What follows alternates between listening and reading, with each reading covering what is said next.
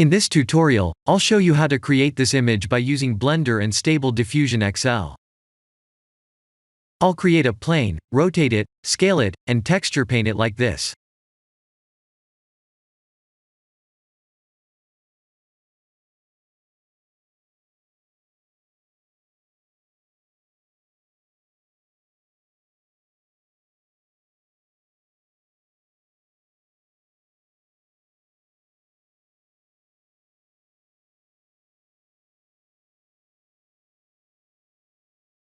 Please render the image and import it in Stable Diffusion.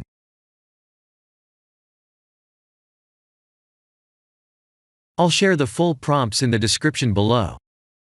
Please set the preprocessor to none, and select the correct depth model.